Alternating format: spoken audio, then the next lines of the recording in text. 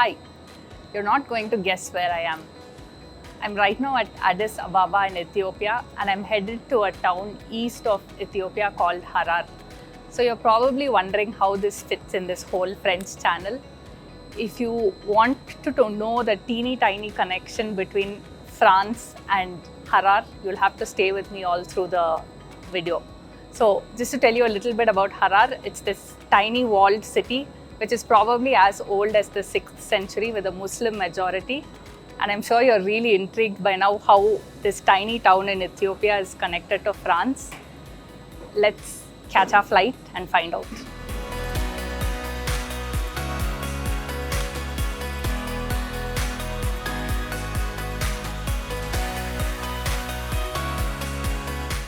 So I landed at Dawa last night, which is the closest airport to Harar. And it's a 1-hour drive to Harar, which I'll be doing today. So I'll give you a clue as to the French connection to Harar. Le bateau ivre. I have a lot of stuff planned today, but the highlight for today is I'm going to feed a hyena. Why feed a hyena?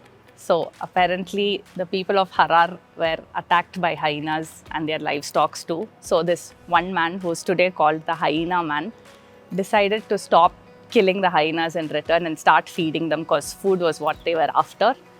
And so now it's become a tradition where every evening at sunset, the hyenas come close to the walled city looking for this hyena man who feeds them every single day. So I'm going to go see if I have the courage to feed a hyena tonight. So this is my breakfast at the hotel. I just know that this is firfir.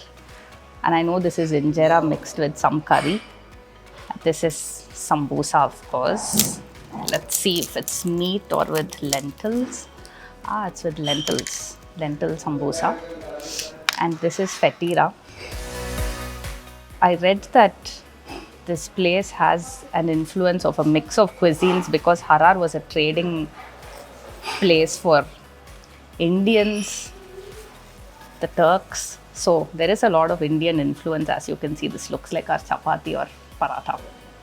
So let me taste and get back to you.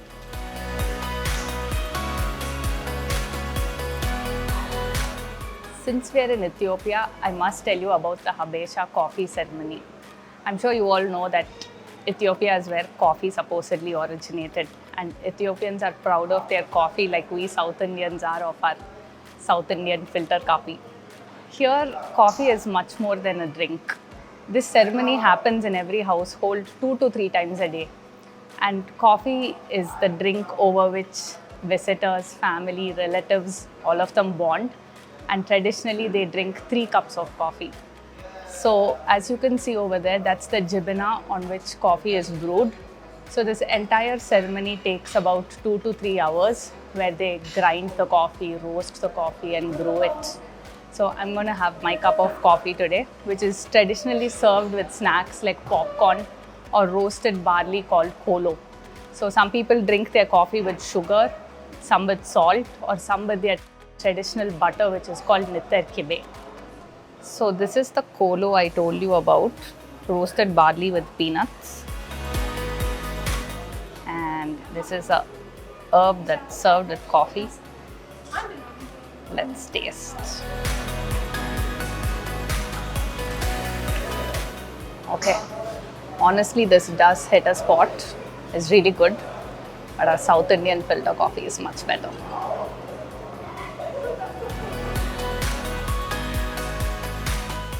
Driving past, saw this gorgeous Greek Orthodox church.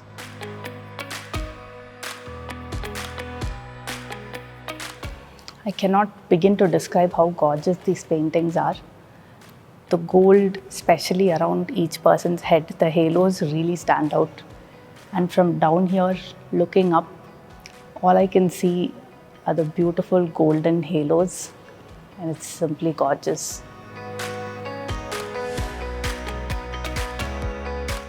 I'm still at Dawa right now, and I'm at the Alliance Française of Dawa, and I'm standing in a railway carriage because the railway station and the entire train network was set up by the French long ago.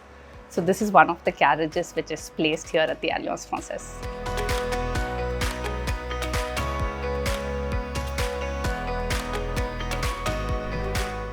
So this is the Saint Augustine Catholic Church built by the French during their work here in Dawa constructing the railway system.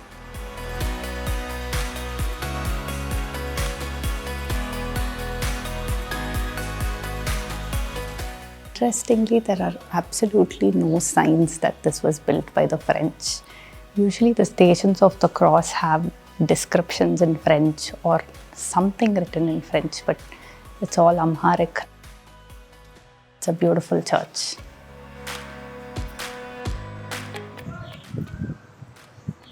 So this Pope passed away a few days before I came to Dawa, and you're probably wondering why it says 2017. So the Ethiopians do not follow the Gregorian calendar like us. The Ethiopian calendar is at least 7 to 8 years behind our calendar, and they have 13 months instead of 12. And every month has 30 days except for the 13th month, which has 5 or 6 days, depending on the leap year.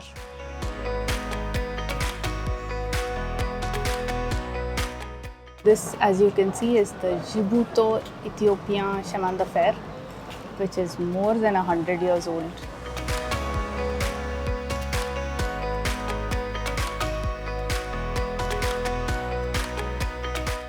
The station was built by the French way back in 1894, and this was Ethiopia's first railway network. And as you can see, when I stepped into the station, it looks like everything is still the way it was back then. You can see the signs in French, and the railway, the carriages, none of it was replaced since 1929.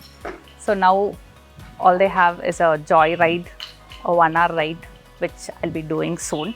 So you can join me for that.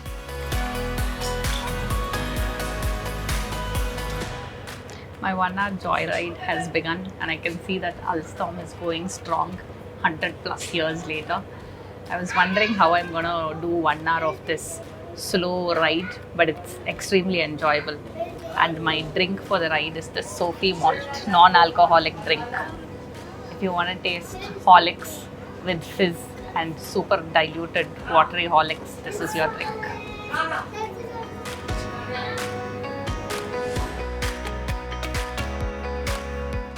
There's a piece of India here, the autos.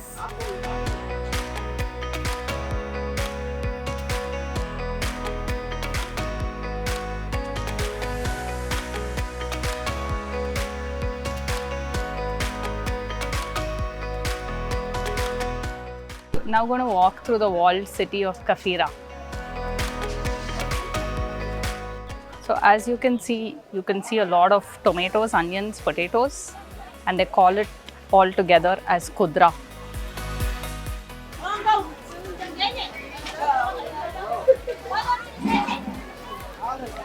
And this market is mainly occupied by the Oromo people. I just got this beautiful basket from one of the shops.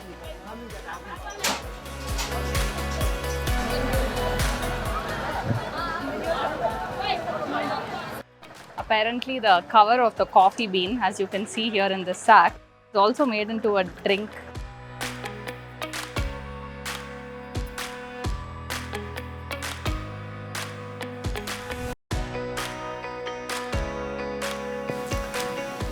For lunch, we stopped at this Somali restaurant and ordered this biryani-like looking dish called Bukhari, which tasted a lot like biryani too, extremely flavoursome.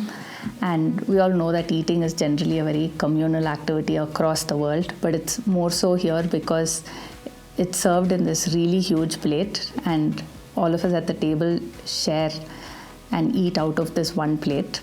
And even if you want a separate plate for yourself, it's not really practical because the plate in which the Bukhari comes in is as big as the table, so there's no space for that. And the gravy that you can see on the Bukhari tasted nothing like the gravy that we get with our biryani. The yellow one tasted gingery, and the red one made out of chili paste, I suppose, which went really well with the Bukhari, but some raita would have been really nice. Do share, like and subscribe if you want to watch more such videos, though there are no guarantees as to when I'm traveling next. or what my next literature post is going to be. Thanks for watching.